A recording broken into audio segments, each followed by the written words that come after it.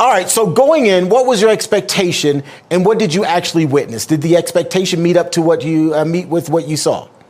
Well, first of all, going in, I honestly didn't even want to go because when you go to these kind of events, it's no surprise what you get because it's advertised everywhere. You see it all over the internet, and all the people that go and attend these things are the people that have already made up their minds. There's no changing or convincing them. These are the people, the small group of people that always meet together that claim victimhood when literally they're living in a state of freedom that not a lot of us can't even experience nowadays when you play the victim card. And so seeing and witnessing that was in and of itself a little disturbing. But when you got there, seeing what people were wearing, seeing the costumes, the body parts that were hanging out. And then I think what was most sickening and disturbing for me was watching families with toddlers as young as 3 months old being pushed in strollers, being carried in knapsacks attached to their mothers, literally sitting there having these grown men in prosthetic breasts and all of these makeup get-ups and everything else now try to implement that lifestyle onto the next generation of children.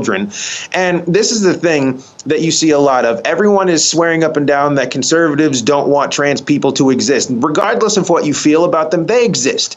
And this is the thing that I keep telling people. For these young activists, these Gen Zers who are in their teens and 20s that are literally mutilating themselves, that think that this is the first time they're being persecuted, trans people have existed before you were even born. They were just called something different back then. But the reason that it's become such a hot topic now is because everyone was okay. It was you do your thing over there, but everyone started getting a little upset when it started including kids. And when you see these grown men, I don't even know what the rage is about drag shows when it's a bunch of men in dresses and hair and makeup that just do lip syncing contests. That's really all it was. But what we saw down there were a lot of people celebrating a lifestyle that literally offers no guarantees, no happiness, and no self-sufficiency in society and personally.